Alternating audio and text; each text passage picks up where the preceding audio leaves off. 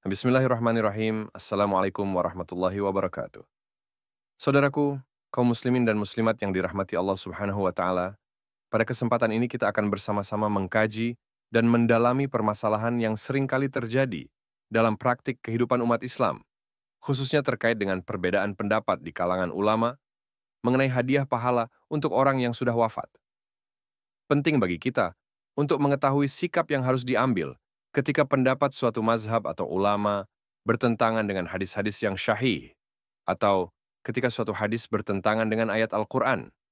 Dalam ceramah ini, kita akan membahas salah satu ayat Al-Quran, yaitu Surah An-Najm, ayat 39, serta implikasinya terhadap praktik yang ada di masyarakat, khususnya tentang apakah benar kita dapat menghadiahkan pahala kepada orang yang sudah wafat.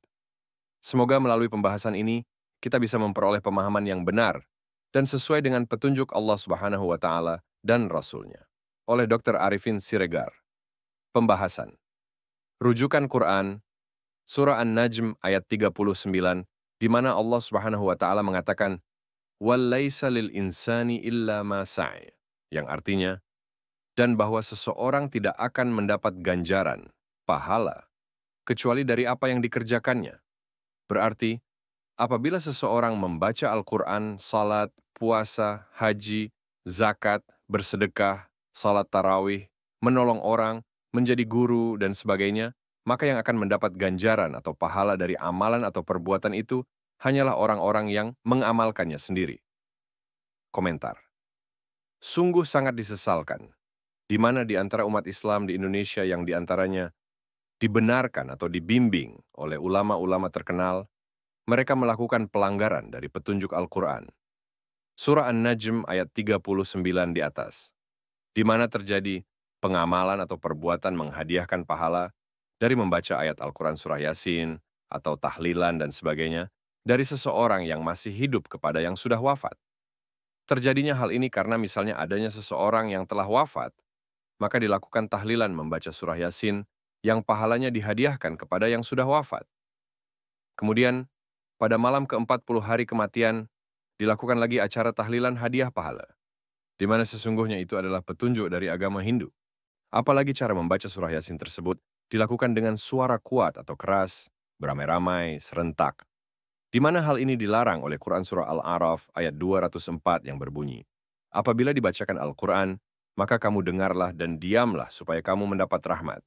Kemudian, Islam tidak mengajarkan malam ke-40 adalah waktu untuk menghadiahkan pahala, kecuali itu adalah ajaran agama Hindu. Komentar. Membantah acara menghadiahkan pahala, kita kemukakan beberapa rujukan di bawah ini. Untuk menolaknya. Rujukan pertama. Memang Imam Syafi'i dulunya membenarkan adanya hadiah pahala kepada yang sudah wafat, ketika beliau masih berada di Baghdad. Terkenal sebagai qaul qadimnya. Tetapi, setelah Imam Syafi'i hijrah ke Mesir, maka beliau mengeluarkan fatwanya sebagai qaul jadidnya, di mana tidak membenarkan adanya hadiah pahala kepada yang sudah wafat. Kemudian, Imam Syafi'i juga pernah mengatakan dalam kitabnya atau kitabnya Al-Risalah bahwa kumpul-kumpul 3 malam berturut-turut dalam suatu peristiwa kematian adalah itu merupakan perbuatan meratap. Ketahuilah perbuatan meratapi kematian adalah dilarang dalam Islam. Maka mengherankan, kalau mereka bermazhab Imam Syafi'i masih tetap mengamalkan atau membenarkan hadiah pahala kepada yang sudah wafat, berarti mereka tidak jujur mengatakan, kami melakukan hadiah pahala adalah mengikut Imam Syafi'i. Kecuali mereka jujur mengatakan, kami bukan pengikut Imam Syafi'i, tetapi kami mengikut pendapat mazhab Syafi'iyah, pendapat ulama, murid-murid Imam Syafi'i. Rujukan kedua, tidak satupun hadis yang menerangkan adanya upacara hadiah pahala ketika Khadijah, istri Nabi Shallallahu Alaihi Wasallam, wafat, yang dilakukan oleh Nabi Shallallahu Alaihi Wasallam atau sahabat-sahabat, atau begitu juga ketika anak Nabi Shallallahu Alaihi Wasallam, atau sahabat yang lain, misalnya Sayyidina Hamzah atau Sayyidina Ja'far wafat, tidak ada sahabat melakukan tahlilan hadiah pahala. Rujukan ketiga, bila kita rujuk kepada hadis riwayat Muslim, di mana Nabi Shallallahu Alaihi Wasallam menyatakan, apabila anak Adam mati, maka putuslah amalnya, kesempatan menerima pahala, kecuali hanya dapat menerima pahala dari apa yang telah dikerjakannya semasa hidupnya dulu, yaitu 1. Pahala dari ilmu yang telah diajarkannya semasa hidupnya. 2. Dari sedekah jariyah yang dilakukannya semasa hidupnya. 3. Dari amalan anak saleh yang tidak lupa mendoakan ayah ibunya. Komentar. Berarti, seseorang hanya mendapat pahala dari amalan seseorang semasa hidupnya. Komentar. Begitu tegas dan ketatnya, bahwa hanya dari 3 hal di atas ataupun dari anak yang saleh, pahalanya tidak akan mengalir kepada yang sudah wafat. Harus dengan syarat anak ini tidak lupa, senantiasa mendoakan ayah dan ibunya. Kemudian, apalagi orang yang tidak dikenal atau bukan merupakan anak yang saleh dari orang yang sudah wafat.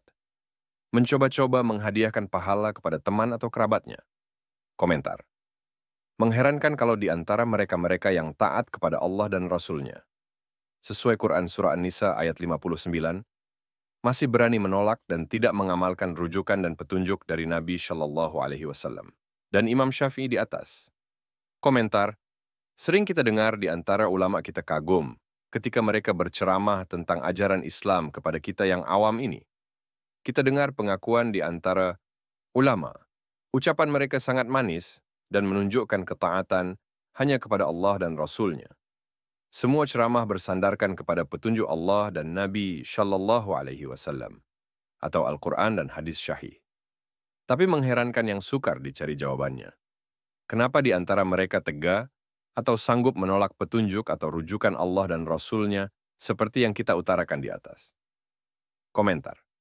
Kita tidak percaya kalau mereka di antara ulama-ulama atau di antara ustadz-ustadz tidak menggunakan rujukan di atas, sehingga berani menghadiahkan pahala kepada yang sudah wafat.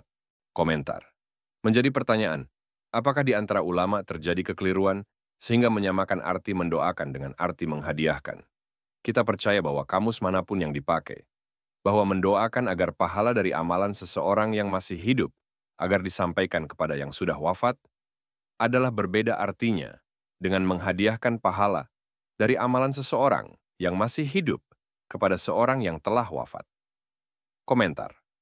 Di dalam acara tahlilan hadiah pahala, menjadi pertanyaan atau menunjukkan suatu kesombongan, di mana apakah mereka yang membaca tahlilan itu sudah menjamin bacaan mereka benar atau berpahala. Seolah-olah pahala itu mereka yang menciptakan, mereka yang menentukan, dan berani menganggap mereka sudah berpahala, dan menghadiahkannya kepada yang sudah wafat.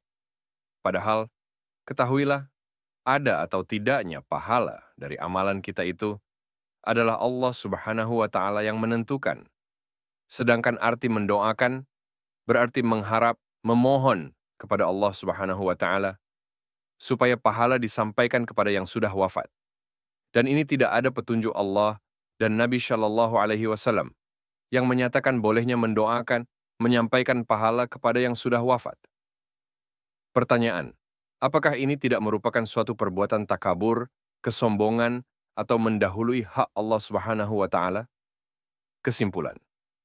Pertama, bila arti terjemahan Quran Surah An-Najm 39 di atas diartikan oleh ulama atau mazhab sepintar manapun, artinya pahala dari seseorang beramal soleh dapat dihadiahkan kepada yang sudah wafat. Maka, ijtihad yang membolehkan hadiah pahala berarti mengingkari atau tidak merujuk atau tidak mencontoh kepada petunjuk Nabi Shallallahu Alaihi Wasallam dan sahabatnya terhadap apa yang dimaksud dari Quran Surah An-Najm 39 di atas. Kedua, yang membolehkan hadiah pahala berarti mereka membodohi umat, di mana mereka mengatakan mengikut petunjuk atau ajaran Imam Syafi'i. Padahal Imam Syafi'i dengan qaul jadidnya menolak amalan hadiah pahala.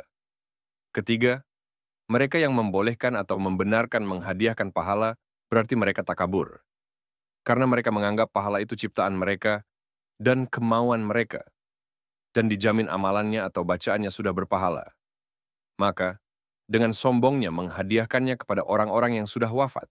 Yang keempat, cara membaca Al-Quran yang mereka lakukan juga bertentangan dengan Quran Surah Al-A'raf 204. Kelima, juga mereka membodohi umat, di mana arti menghadiahkan pahala sama dengan mendoakan untuk pahala sampai kepada si mayat. Demikian kajian kita kali ini sebagai pembahasan dari surah An-Najm ayat 39 tentang pentingnya mengikuti petunjuk Allah dan Rasul-Nya dalam perkara ibadah, serta bagaimana seharusnya kita bersikap ketika menghadapi perbedaan pendapat ulama atau mazhab. Semoga apa yang disampaikan bisa menjadi bahan renungan dan meningkatkan ketakwaan kita kepada Allah Subhanahu wa Ta'ala. Jangan lupa untuk like, komen, subscribe, dan nyalakan lonceng notifikasi agar tidak ketinggalan kajian-kajian selanjutnya. Sebarkan video ini agar lebih banyak saudara kita yang mendapat manfaatnya. Wassalamualaikum warahmatullahi wabarakatuh.